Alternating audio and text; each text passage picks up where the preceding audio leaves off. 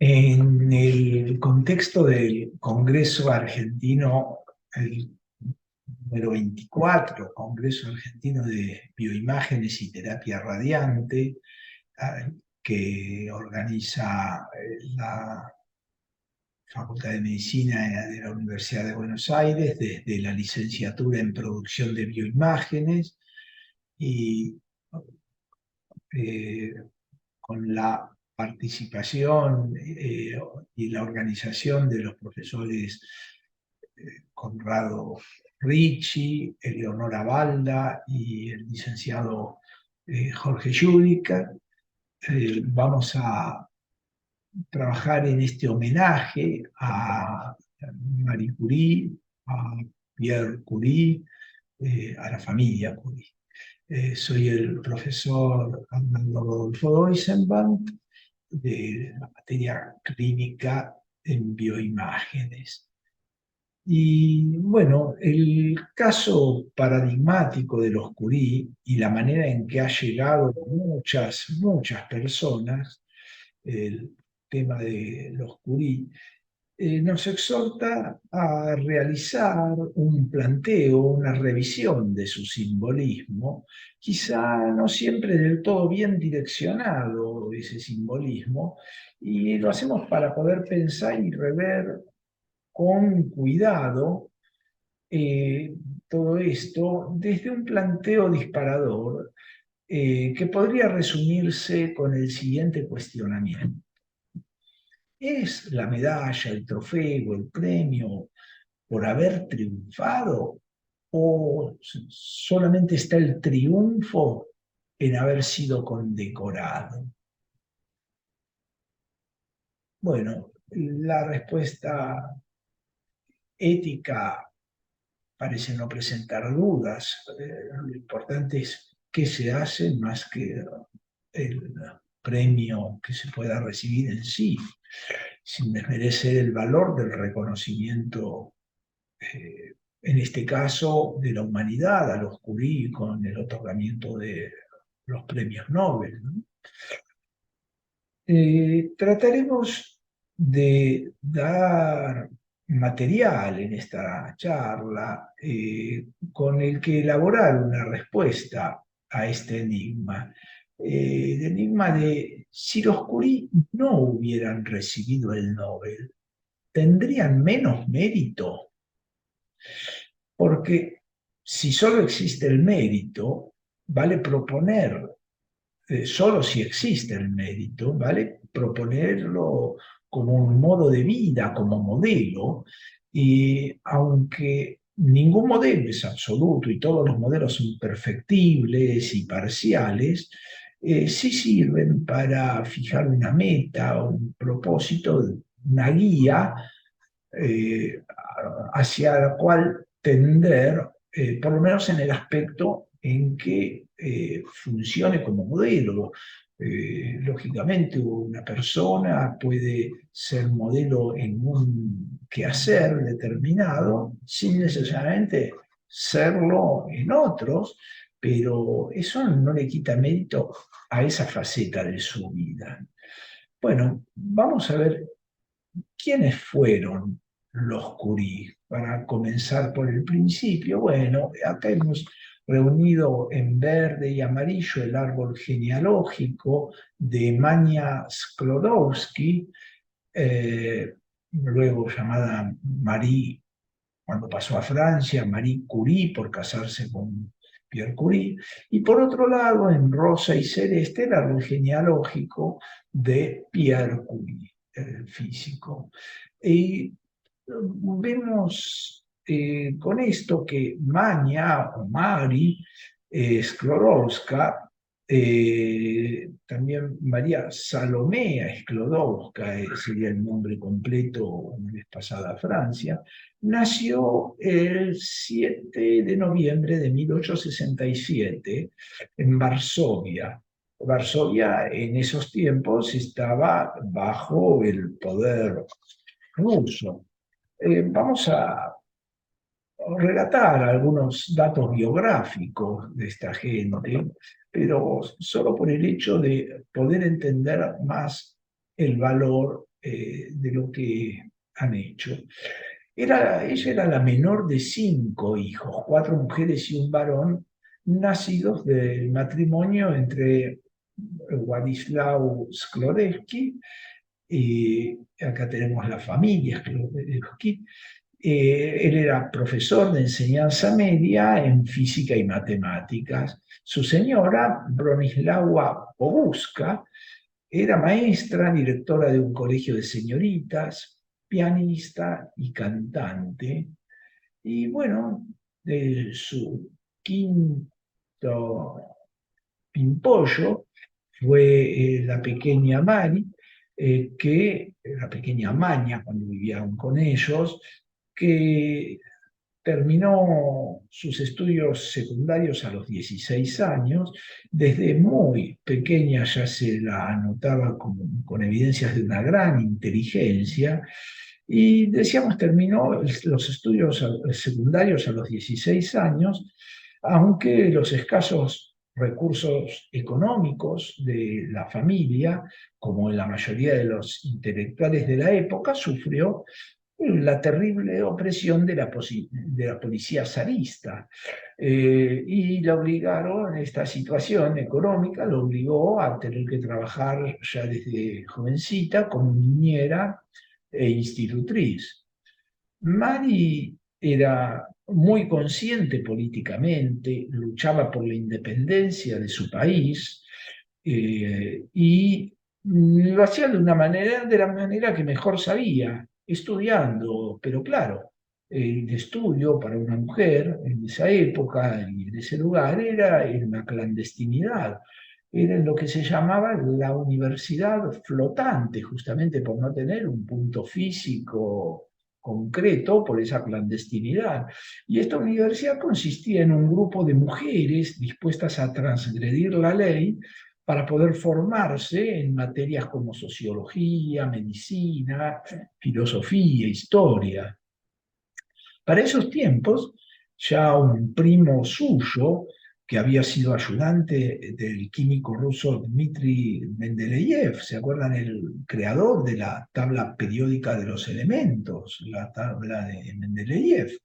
Este primo le proporcionó la oportunidad de completar sus estudios de química en un pequeño laboratorio y la puso en contacto con otros investigadores que habían conocido a los grandes científicos europeos de la época.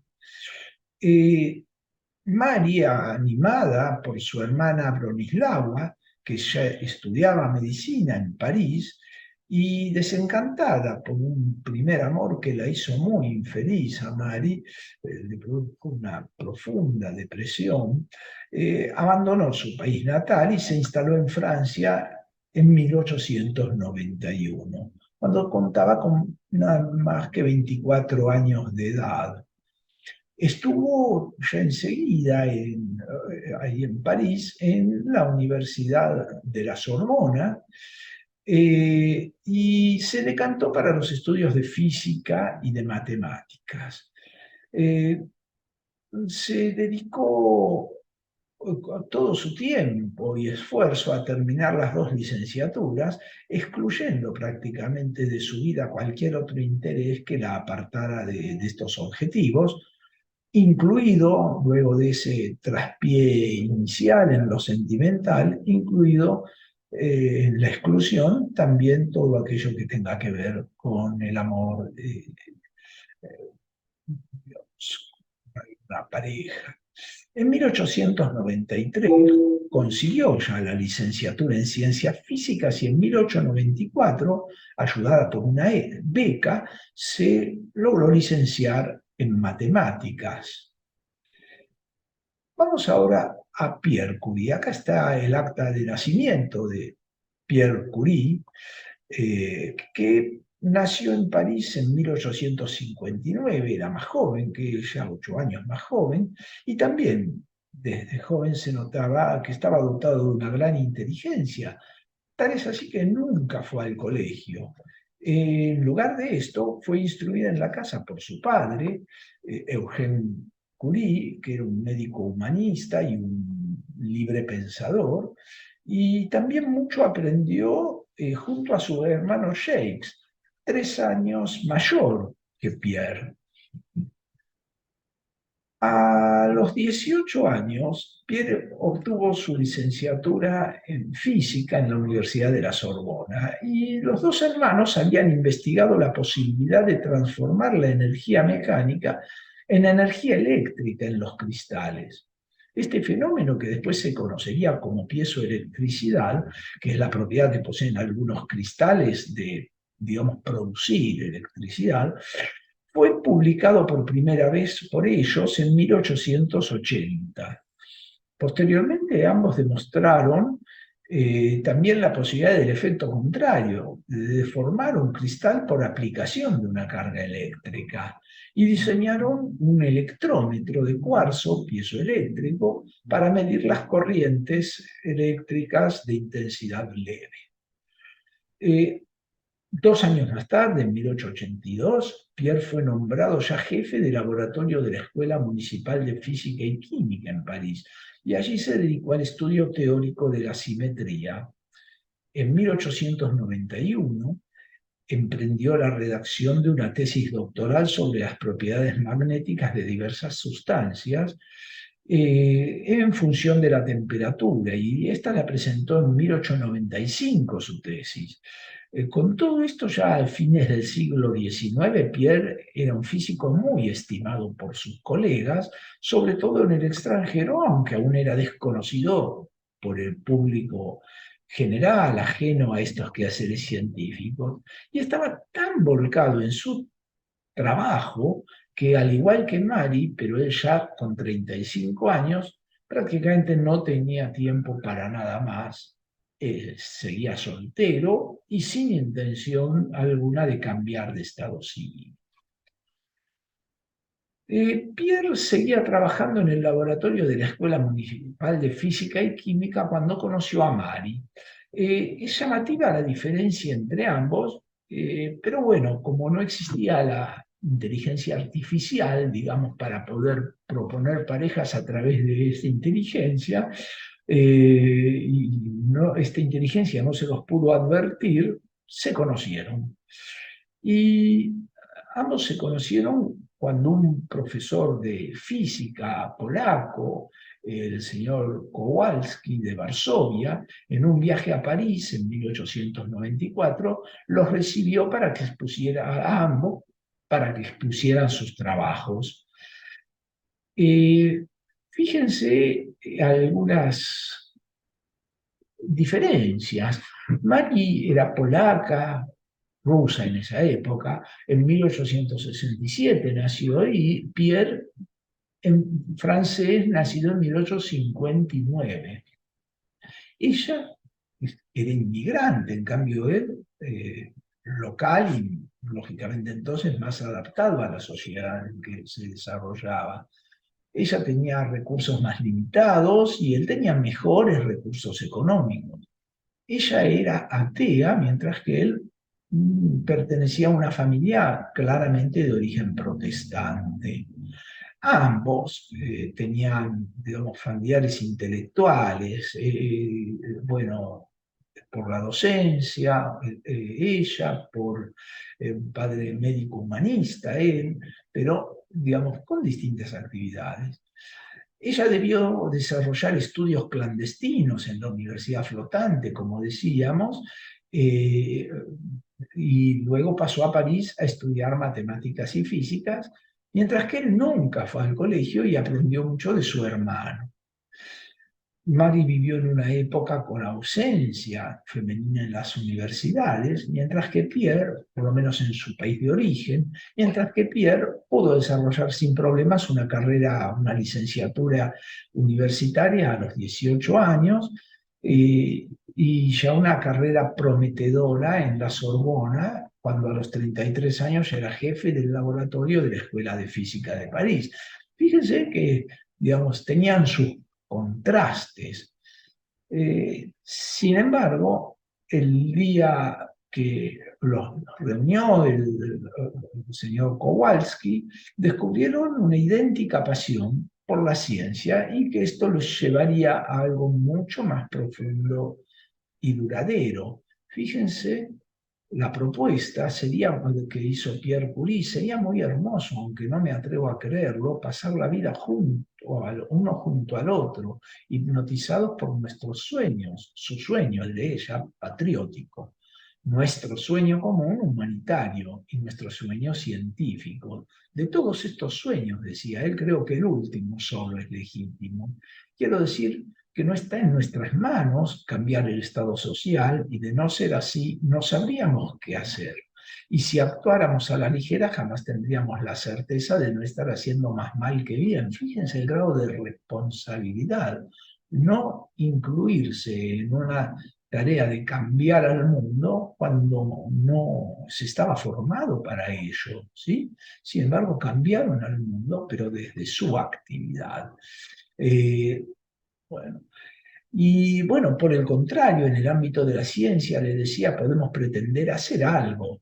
Aquí el terreno es más sólido y cualquier hallazgo, por pequeño que sea, es una conquista.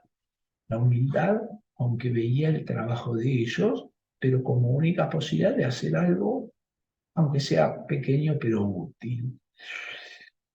Mari llegó a decir de aquel encuentro, me pareció muy joven. A pesar de tener ya 35 años, me impresionó la expresión de su clara mirada, una ligera apariencia de abandono, su alta estatura, su palabra un poco lenta y reflexiva, su simplicidad, su sonrisa. A la vez grave y juvenil, inspiraba confianza. Trenzamos una conversación que pronto fue amistosa y tenía como objeto algunas cuestiones científicas sobre las cuales yo estaba encantada de obtener su consejo. Nuevamente también en ella la humildad. Y él decía, qué raro la admiración, qué raro es hablar a una mujer de los trabajos que uno prefiere, empleando términos técnicos, fórmulas complicadas, y ver que esta mujer encantadora y joven se anima, comprende y discute incluso ciertos detalles con una infalible claridad. Qué agradable es.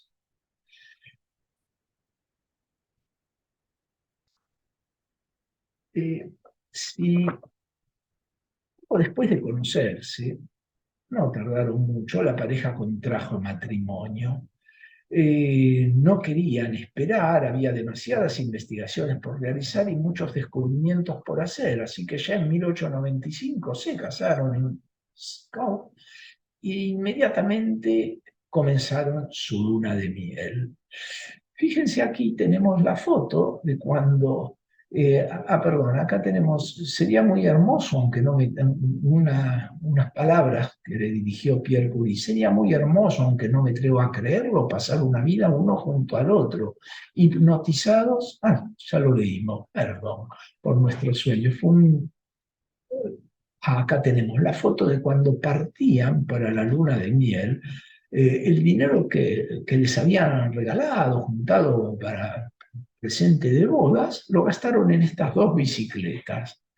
Y bueno, se fueron tras la boda, eh, fueron en bicicleta, volvieron de su luna de miel y comenzaron nuevamente a trabajar y pasaban las 24 horas del día juntos, demostrando que efectivamente el amor que los unía podía superar cualquier obstáculo, cualquier altercado que pudiera surgir, como surge naturalmente en una vida tan compartida. Fíjense, lo compartida de la vida, vamos a ver, fíjense, este es un cuaderno en que escribía sus notas, y acá digo Marie Pierre Curie, ¿por qué? Porque fíjense en otra página, qué interesante. En el mismo cuaderno tenemos dos tipos de letra distintas. Ambos escribían y registraban en el mismo lugar sus observaciones. Fíjense atrás lo que era el trabajo realmente en equipo. Y decía Mari, así, nuestra convivencia era muy estrecha, compartíamos los mismos intereses, el estudio teórico, los experimentos del laboratorio, la preparación de las clases y los exámenes. Todos los días, efectivamente, acudían, ¿sí?, a la Escuela Municipal de Física y Química, donde aún trabajaba Pierre y donde había conseguido habilitar para Mari un pequeño laboratorio con un bajo presupuesto y equipos e instalaciones aún rudimentarias. Allí Mari fue atraída por el trabajo del físico Henri Becquerel, eh, eh, que él los introdujo a ambos en el estudio de un misterioso fenómeno, la radiactividad, y decidió elaborar su tesis doctoral, Mari, sobre este tema, lo cual era un hecho insólito para esa época, pues, digamos, una mujer no escribía tesis doctorales. Tal es así que pronto salió su tesis. eh, Fíjense aquí, figura con el apellido de soltera y el de casada. Y bueno, su tesis fue publicada en junio de 1903. Mari la presentó y quedó doctorada en sustancias radiactivas. El trabajo incansable de la pareja sobre el origen atómico de la radiactividad les llevó a hacer un importante descubrimiento: dos nuevos elementos químicos. Así es que en 1898 el matrimonio comunicó sus resultados a la Academia de Ciencias proponiendo el nombre, fíjense, de polonium. Miren el patriotismo, el recuerdo de su patria, en honor a Polonia, ¿no? eh, la patria de ella. El primero se llamó Polonium. eh, y meses después, ya en diciembre del mismo año, confirmaron la existencia del elemento radium, ¿sí?, el radio, cuyo peso atómico quedó establecido ya años después, en 1902, por Marie Curie. Como resultado de esto, la Academia de Ciencias de Suecia les otorgó el Premio Nobel de Física junto a Pierre y a Henri Becquerel. Pero acá merece recordarse una cosa: el premio originalmente era para Becquerel y Pierre, y él no aceptó recibirlo si no se reconocía también el trabajo de Marie, premiándola al igual que él. Así lo entendieron también en Suecia y recibieron ambos este galardón eh, tan novedoso en esa época, ¿no?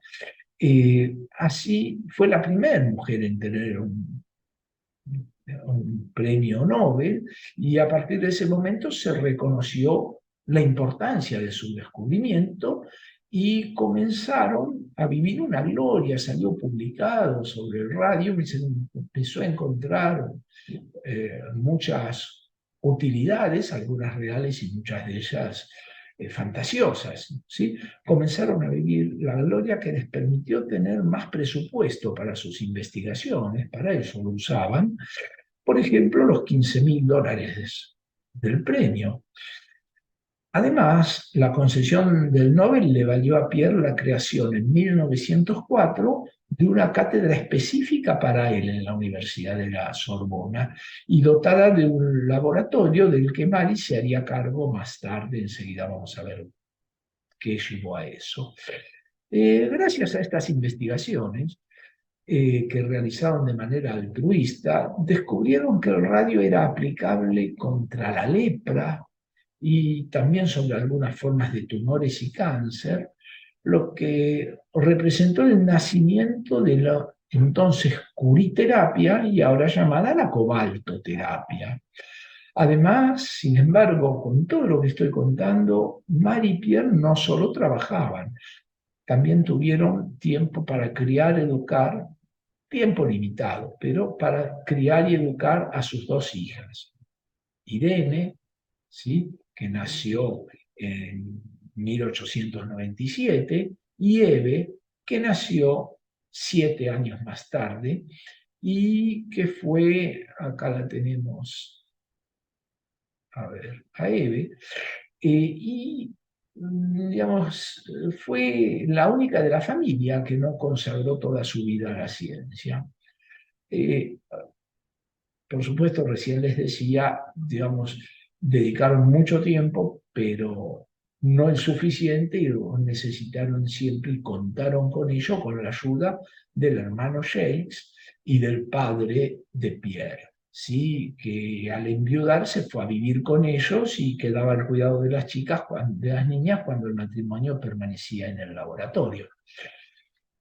Sin embargo, la tragedia pronto azotó duramente sus vidas, porque Pierre, por un lado, primero enfermó gravemente por los efectos radiactivos del material de trabajo. Todavía no se conocían esos efectos como ahora, ¿no? Y Mary permaneció a su lado siempre, compaginando su labor como esposa con la de investigadora y con la de madre. Pero sin embargo, fíjense que Pierre no murió de su grave enfermedad, sino de una manera mucho más prosaica. Efectivamente, 3 años después del Nobel, el 19 de abril de 1906, fue atropellado por un carro tirado por caballos en la calle Dauphine en París. Y bueno, Marie quedó desolada.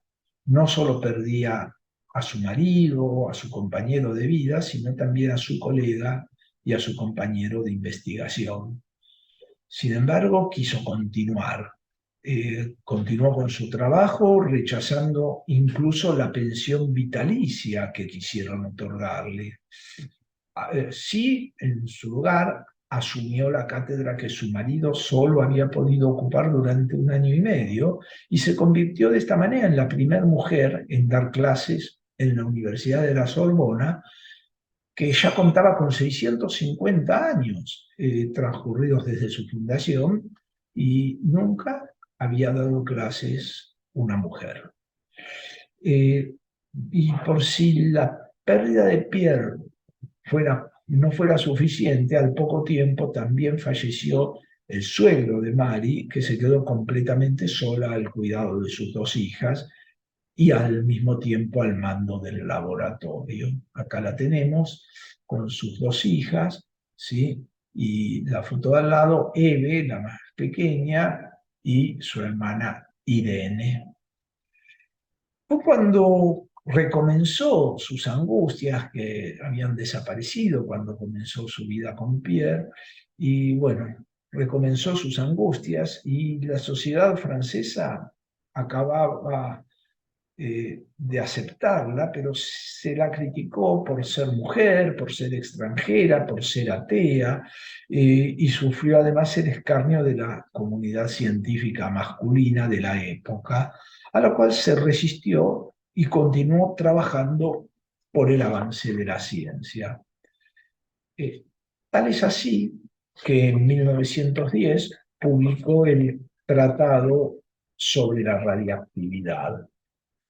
Y en 1911, aquí tenemos el tratado de la reactividad, en 1911 preparó un patrón internacional del radio que depositó en la Oficina Internacional de Pesos y Medidas de París.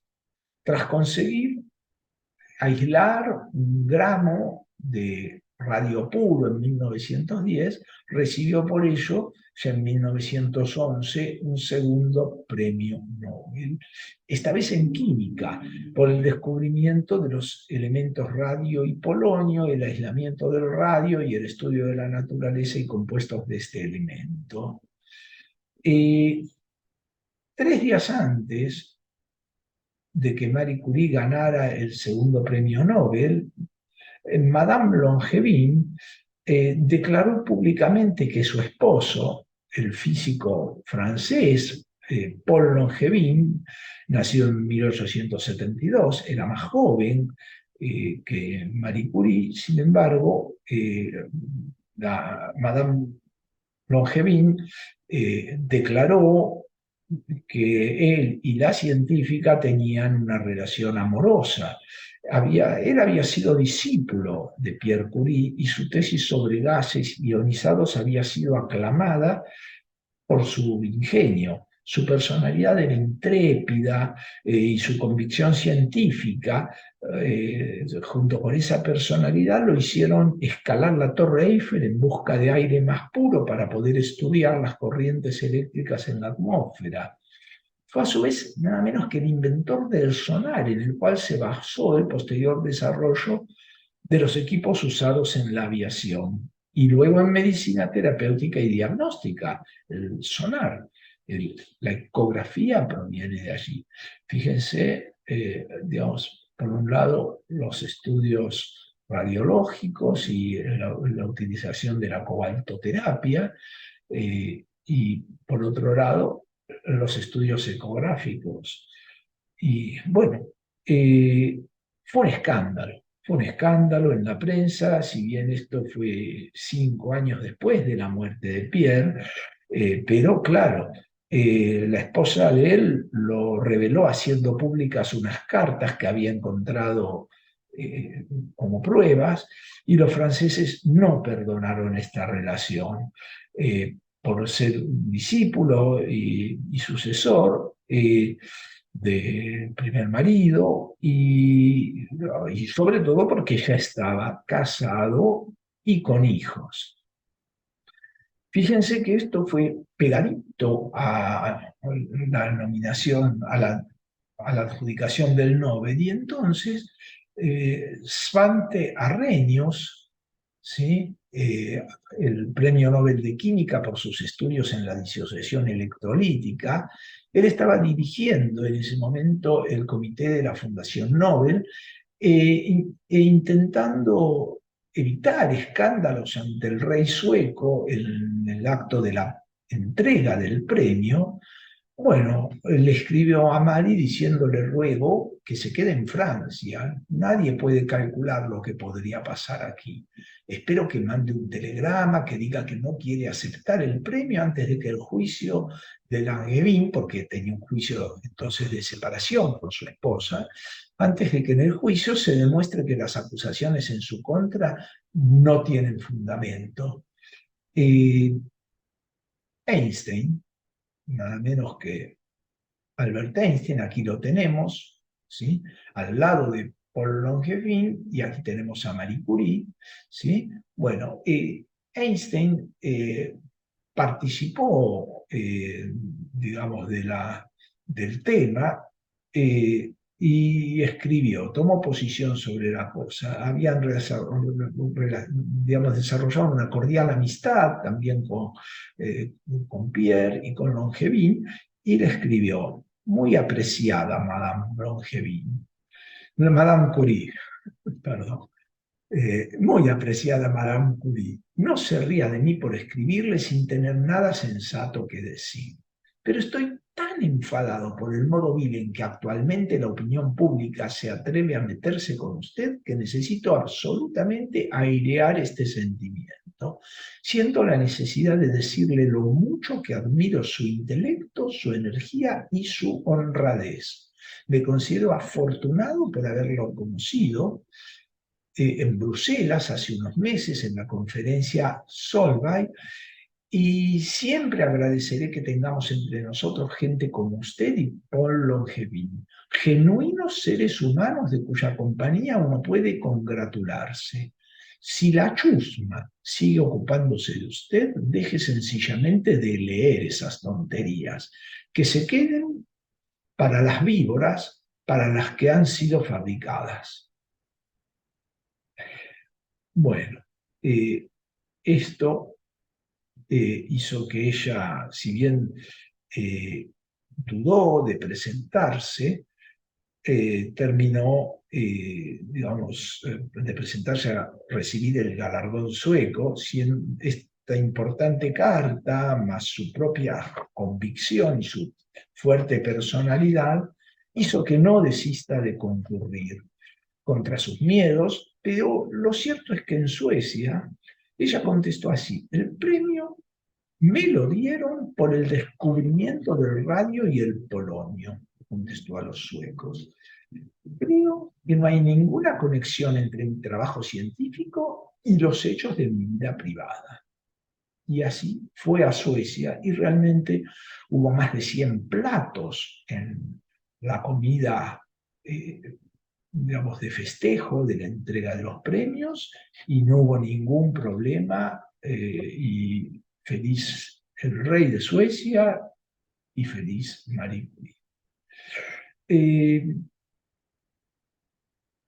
Contra sus miedos, lo cierto, les decía, no hubo mayores desencantos, lo festejaron y el galardón ayudó a limpiar su buen nombre, y contribuyó a que la mayoría de los países europeos empezaran a crear institutos del radio, vista su utilidad en la curación del cáncer.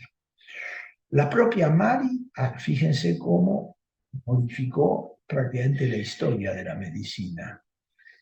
La propia Mari aceptó la dirección honoraria del Instituto del Radio que se inauguró en Varsovia, en su ciudad, ¿no? En 1913, y en julio de 1914 se ocupó tanto de la sección dedicada a la investigación médica como de otra reservada a física y química en el recién construido Instituto del Radio en París, ahora Instituto Curie, y tenemos esta foto tomada a comienzos de este año del instituto. Allí funciona el Museo Curie en este momento, ¿sí? El instituto fue consagrado al estudio de la radiactividad, fue creado para ella por el Instituto Pasteur y por la Universidad de París.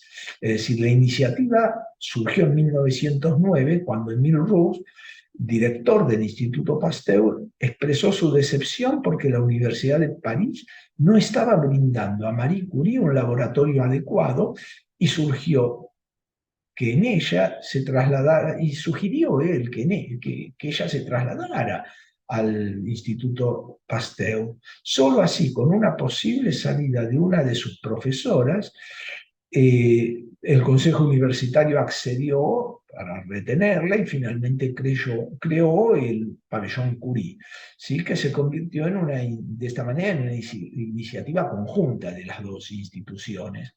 En 1910, asistida por el químico André-Louis Debienne, pudo obtener 1 gramo de radio puro, ¿sí? También definió el estándar internacional, como habíamos dicho, que años después fue nombrado el Curio en su honor.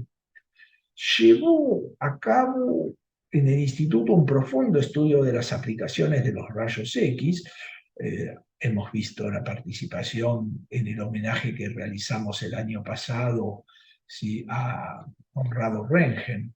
Esto era todo novedoso para esos años, ¿sí? Y llevó, les decía, los estudios sobre las aplicaciones de los rayos X y de la radiactividad en campos de la medicina, consiguiendo numerosas sustancias radiactivas con diversas aplicaciones.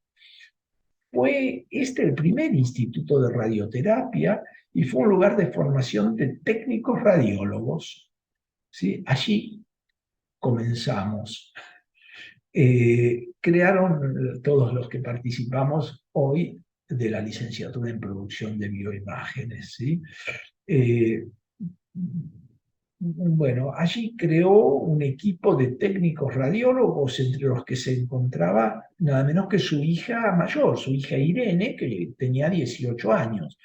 Además, proveyó de tubos de radón a los hospitales franceses y más tarde puso en funcionamiento 200 equipos radiológicos en distintos hospitales de París.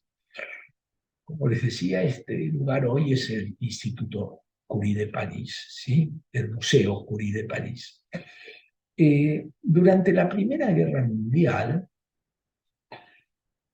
demostrando que en su interior no albergaba ningún rencor, sirvió contra la posición que tomaron para el momento de ser premiada a la posición de los franceses, ¿no? Sin embargo, ella cedió todo el uranio del que disponía, ¿sí? Y gracias a estas donaciones creó lo que se llamaban los pequeños Curie, petit Curies, ¿sí? Que eran unidades móviles para hacer radiografías en campaña en la guerra, con lo que podían, con estas radiografías, descubrirse balas y fragmentos de metralla en los heridos, y formaban ellos a los médicos para que pudieran hacer el diagnóstico correctamente.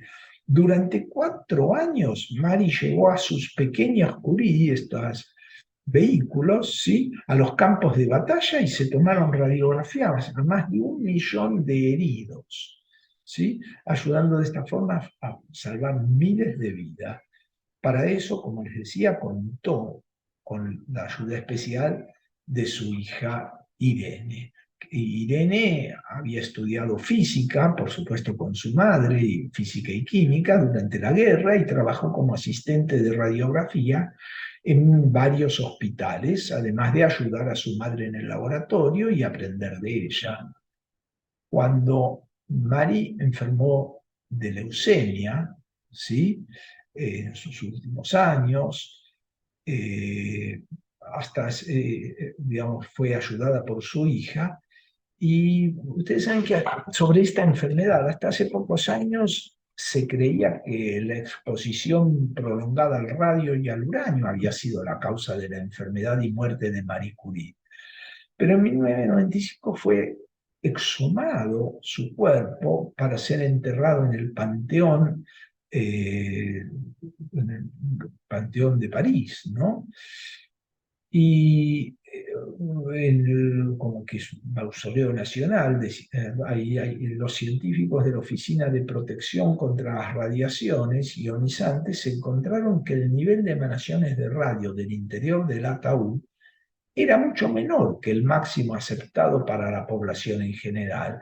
Dados estos valores y la prolongada vida media del radio, 1620 años, la oficina concluyó que la enfermedad de Madame Curie y su muerte posiblemente se debían a sobreexposición a rayos X durante la guerra mundial, la Primera Guerra Mundial, y a la manipulación sin protección alguna de los equipos radiológicos móviles en los frentes de batalla. De ello podemos derivar que Marie Curie fue seguramente una víctima y una mártir, no de la terapia radiante, sino de la radiología. Irene se ocupó de cuidarla hasta su fallecimiento, que fue el 4 de julio de 1934. Y bueno, fue enterrada en el cementerio de Sceaux, y esto solo por unos años. Esto era a pocos kilómetros al sur de París, pero ya en 1995 sus restos fueron trasladados junto a los de su esposo Pierre al Panteón de París. Allí tenemos a los dos, Marie y debajo Pierre Curie, debajo y delante. Y su legado continuó con su hija Irene, ¿sí?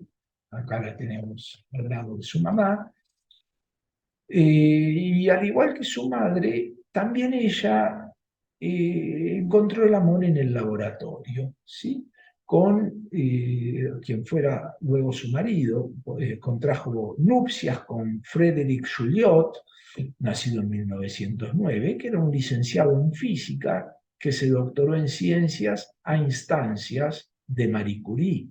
Era en realidad asistente de laboratorio de su suegra, ¿sí?, antes de que fuera suegra, por supuesto, y ya casados, adoptó el apellido Joliot-Curie. Iban juntos, así como la forma de vivir de los padres de ella, ¿sí? Ellos dos también iban juntos a las tareas científicas y académicas, como por ejemplo en la séptima conferencia de Solvay realizada en 1933, aquella en que los conoció eh, Einstein. Allí asistieron figuras también como nada menos que Werner Heisenberg, quien legara a la ciencia el principio de la incertidumbre o de la indeterminación. Fíjense, acá tenemos a Frédéric Joliot y aquí tenemos a su esposa Irene Curie. Y tenemos aquí al lado a Heisenberg, bueno, con su marido, ahí lo tenemos, con su marido descubrieron en enero de 1934 la radiactividad artificial. Y por este descubrimiento, él recibiría en 1935 el Premio Nobel de Química.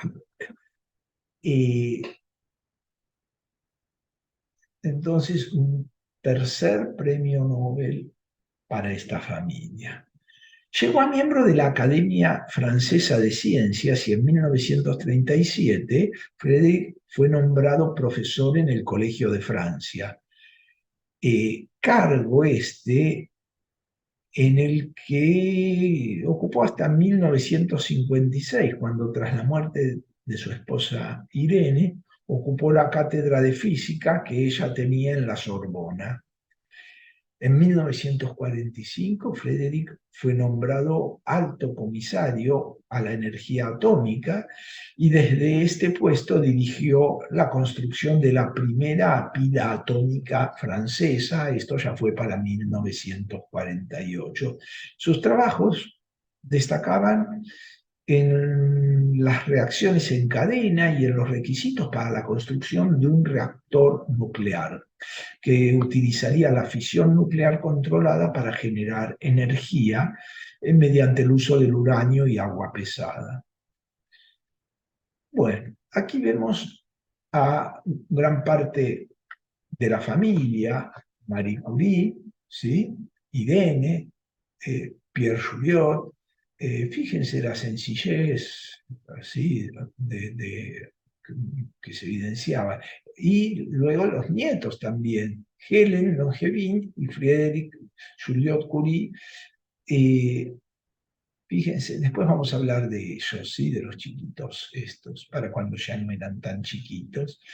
Tenemos nuevamente a Madame Curie con sus hijas Irene y Eve. Vamos a hablar entonces ahora de Eve, la segunda hija, ¿sí? La más jovencita. Eve Denise Julie Curie Lavoie había nacido en 1905 en París, falleció en Nueva York.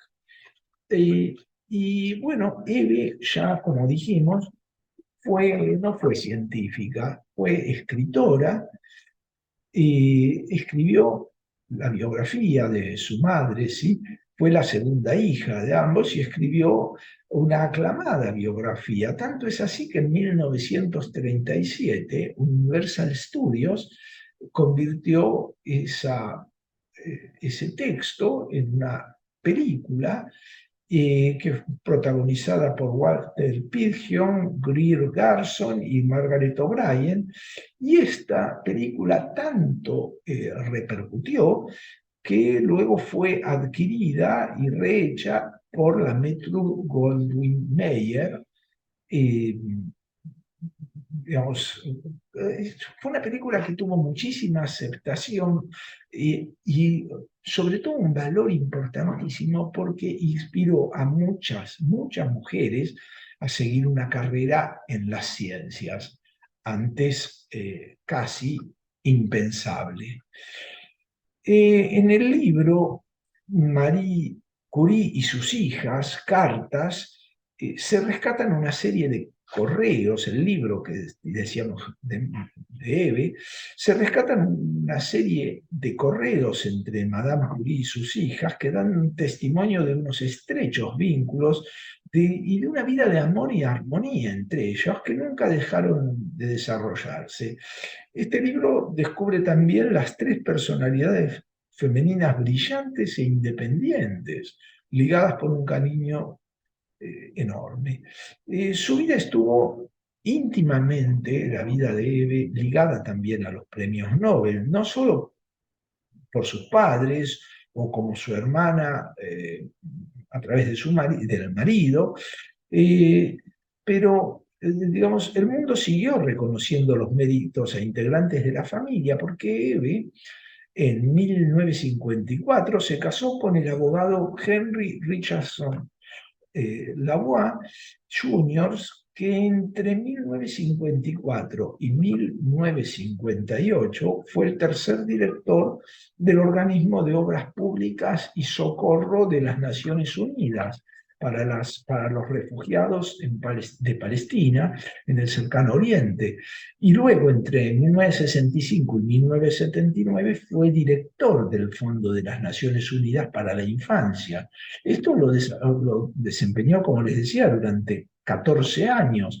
Y en esta última tarea, fíjense que como director de UNICEF recibió en nombre de esta institución eh, a ver, acá lo tenemos, ¿sí? Acá teníamos a su esposa con sus libros. Bueno, fíjense, recibió nada menos que el Premio Nobel de la Paz en nombre de UNICEF, ¿sí? Y se convirtió de esta manera en uno de los 5 premios Nobel de la familia. Si avanzamos poco a la siguiente generación, ¿sí? Acá los tenemos con sus hijos, que antes los vimos de más pequeños, vamos a poder hablar que nos encontramos con Hélène Langevin-Juliot, Langevin-Juliot, nieta de Marie Curie entonces, nació en 1927 y fue doctorada en física nuclear por la Universidad de París, ¿sí? Y también, digamos, fue premiada como académica de honor por la Real Academia Europea de Doctores. En ocasiones, decía Helen, en ocasiones hoy no hubiera estudiado física, decía. En nuestros días hay un enfoque muy utilitario de la ciencia, lo estoy leyendo a ver si lo tenemos. No lo tenemos escrito para proyectar, pero bueno, hay un enfoque muy utilitario de las ciencias y los jóvenes tienden a perder el tiempo compitiendo.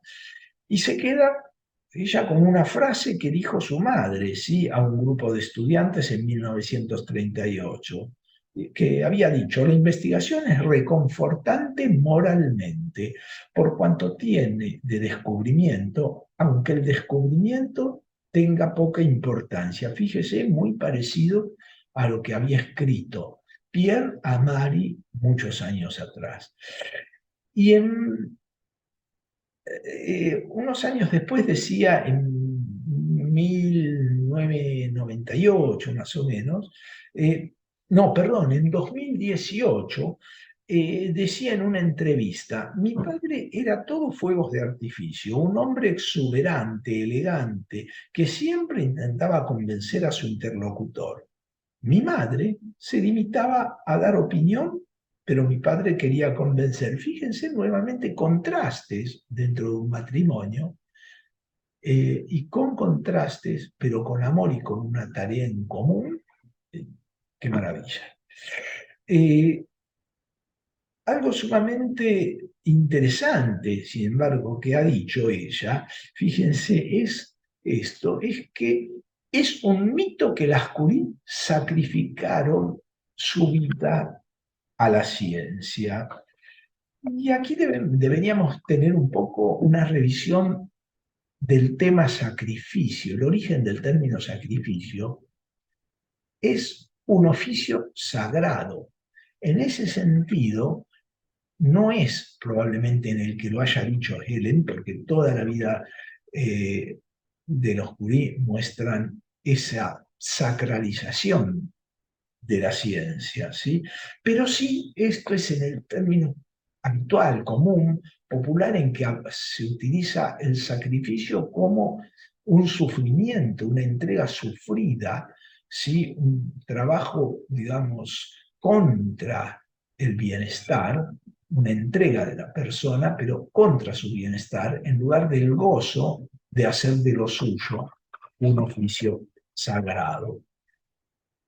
Eh, es decir, el sacrificio no como algo penoso.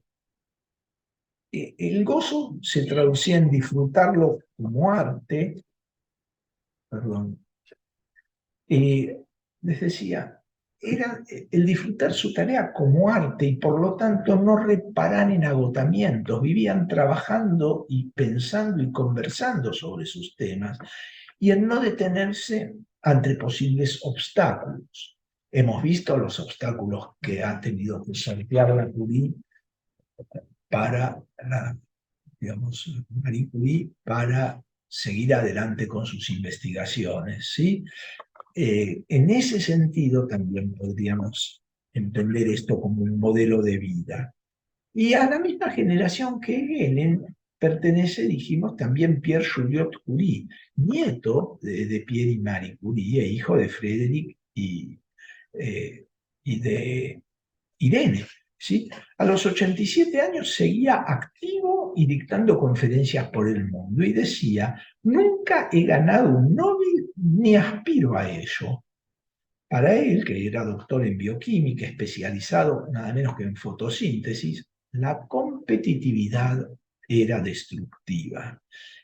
Ahora vamos a volver al tema esta de la competitividad. En su opinión, la ciencia era el arte de hacer descubrimientos de fenómenos que se correspondan con la realidad. ¿Sí? Para ello, decía, es imprescindible la imaginación y el riesgo y el no temer al error. Es más, la honestidad científica obliga a relatar el error para que no sea cometido por otros, ¿sí? Y para que sea un terreno ganado el conocimiento de ese error. Trabajando en pareja, igual que lo hicieron sus padres, él también había trabajado en pareja durante su vida, ¿sí? Científica, él decía, sin embargo, que mantenía distancias al trabajar. Lo que tenemos en común es que combinamos, decía, ahora lo leo textual, combinamos dos personalidades opuestas. No puedo imaginar dos personas, refiriéndose ahora a los abuelos, dos personas más distintas que Pierre y Marie Curie. Él era un poeta de la ciencia y ella una luchadora. La combinación fue extraordinaria. Es por todo ello que tiene mucho que agradecer la humanidad a la familia Curie. No solo por sus grandiosos descubrimientos, sino porque demostraron que el amor les hizo capaces, ¿sí?, de hacer grandes cosas juntos, sin anularse el uno al otro, complementándose y utilizando la pasión por la ciencia y por el trabajo constante para conseguir todo lo que habían soñado, ¿sí? Y hasta lo que no habían soñado. En realidad, le transmitieron además la pasión a sus hijos, la forma de trabajo a su hija Irene, que siguió los pasos guiada por los mismos valores que sus padres le habían enseñado. Fíjense al respecto a esto, que el propio Einstein destacaba la generosidad. Él había conocido, terminada la guerra, a Marie y mantuvo, dijimos, una fructífera relación con la científica. Y reconoció esto diciendo, Madame Curie es, de todos los personajes célebres, el único que la gloria no ha corrompido. Volvamos a nuestro planteo inicial. ¿Es la medalla por haber triunfado o está el triunfo en ser condecorados? El triunfo para su propia vida fue obtener los premios que recibieron y el reconocimiento finalmente recibido, o es en haber logrado vivir una vida compartida, una vida con pasión por lo que hacían, una vida en que pudieron transmitir a quienes les siguieron el conocimiento, una vida en que pudieron dejar a la humanidad en distintos tamaños. Ellos dejaron a lo grande, pero ellos mismos decían que aunque sea algo muy pequeño, pero dejar a la humanidad grandes logros, grandes servicios, y lo hicieron también a la medicina y a las disciplinas en que nos desenvolvemos en el campo de la salud, ¿sí? Entonces, ¿dónde está el triunfo? ¿En la medalla o la medalla viene por algo? Y eso, eh, digamos, nos contesta también a si los Curie no hubieran recibido el Nobel, ¿tendrían menos mérito? Claro que no. Fíjense que vamos a terminar con una preguntita, ¿no? Seleccione, vamos a hacer un choice para ver cómo se ha aprovechado esta enseñanza que nos han transmitido los Curie. Y la pregunta es, ¿cuál es la competencia que surge del modelo Curie? Cuando se trabaja juntos, siempre está esa cosa de, bueno, pero no compiten entre ustedes, cómo se llevan, pueden llevar adelante la cosa, no hay... Bueno, en realidad esto de competencia viene del latín competere, que es ir al encuentro de una cosa de otra, ir algo al encuentro de otra cosa y viene derivado de com, que juntos, y petere, que es dirigirse a. Entonces, la respuesta a cuál es la competencia que surge del modelo Curie podría ser A, este tipo de competencia, B, este otro tipo de competencia, o C, en que parece lo mismo, pero fíjense que para desarrollar e ir bien direccionado si fuera una respuesta como la B, nos falta algo, ¿sí? Algo que nos dirija y que tenga otra mirada. La ciencia progresa cuando hay siempre otra mirada. Y los vínculos interpersonales, cuando se respetan y se valora esa otra mirada.